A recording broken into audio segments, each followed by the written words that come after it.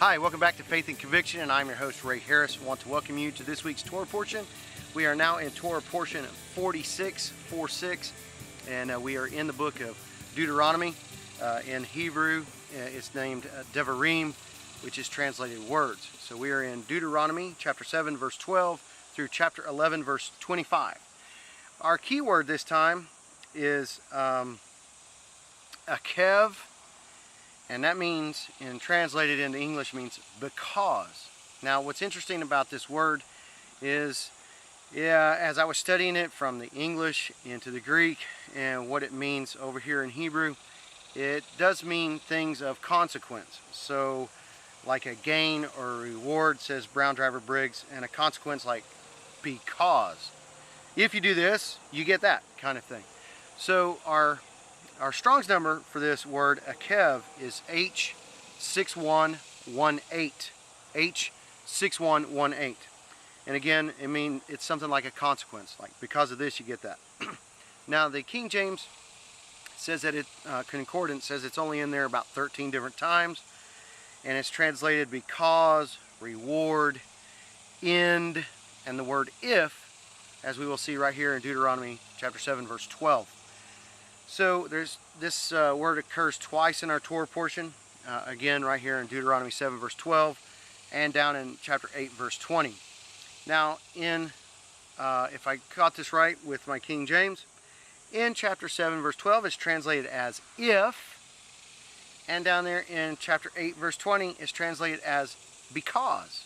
So this is an interesting issue, which was a very complex thing for me going through this study. And even the Greek had some difference in some words. So I encourage you to take a look at the footnotes that I'm going to have at the webpage for this video at faithandconviction.org, because I could get lost in the details real quick, and I really don't want to do that. But I really want us to take a look at how the English translators take this verse, use it, and then get an idea from the Greek and move it over to the New Testament. So King James in Deuteronomy 7:12 says, "Wherefore it shall come to pass if you hearken to these judgments and keep and do them." So the Complete Jewish Bible says, because you are listening to these rulings, keeping and obeying them. Now, I looked at two different versions of the Jewish Publication Society.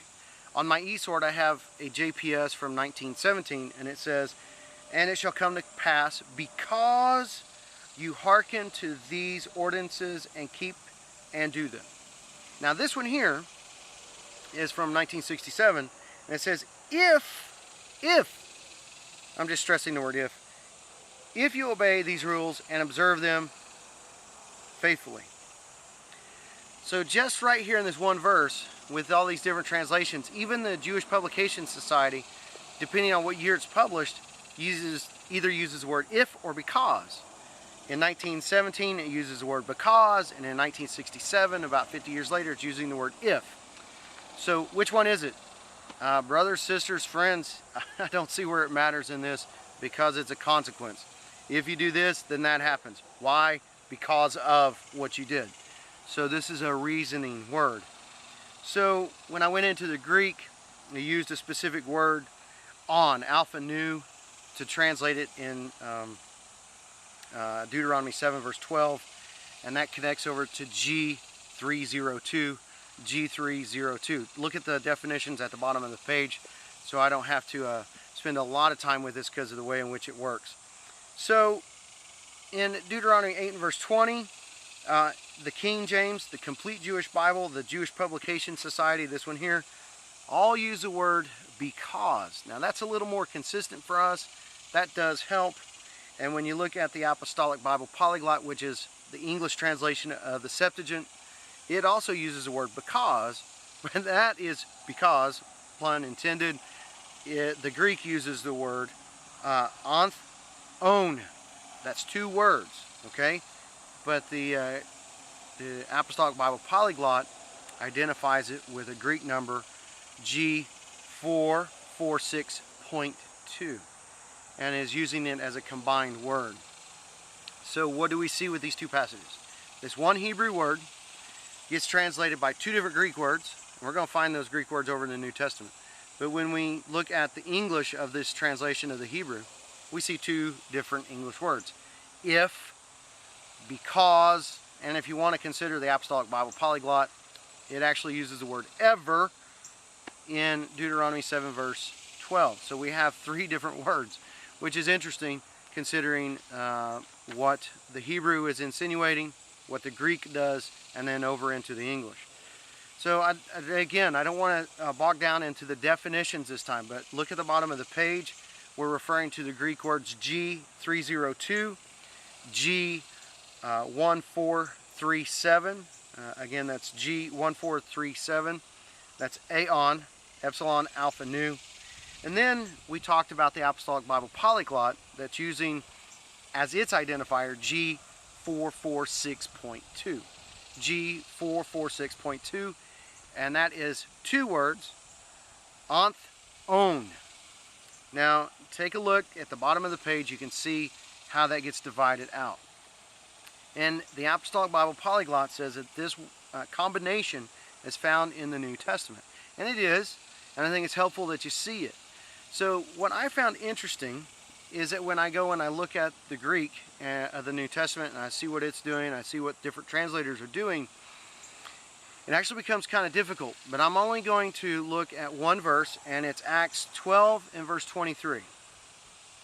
King James says, "And immediately the angel of the Lord smote him because," and that has two Greek words in it. That's G473 and G3739. Those are the two words that make up this one word that the Apostolic Bible Polyglot identifies. Onth, own. So if I saw my studies correctly there. Now what's important is that this is being used conjoined together for because. And the Apostolic Bible Polyglot says, "And immediately an angel of the Lord struck him because he did not give the glory to God, and becoming worm-eaten, he expired." Of course, we know that as he died. So it's very interesting, this particular Torah portion and its key word, because it can get translated much different ways. And we've seen this throughout the history of our studies this year. The Hebrew word can insinuate two or three different things. The Greek gets translated when we're taking the Hebrew. The Greek will translate it with one word or two words or three. And I think I held up four fingers. That's funny. But it's interesting what happens when we come over here to the English. If we want to see what the English is doing and why it's doing it, we look at the Greek. But sometimes if we really want to understand what it's doing, we look at the Greek Septuagint, because it is the translation of the Hebrew. So what we're doing is we're working backwards from the English through the Greek to get to the Hebrew to see what kind of mind is in the writers of the New Testament, because that is the thinking that these people have back there. So it's very powerful for us to see these things. So what is the core teaching? Because, go back to this over here in Deuteronomy 7. So, because you are listening to these rulings, keeping and obeying them. And what did this guy down here in Acts 12 not do? He did not give the glory to whom it should have been given. Because he did not.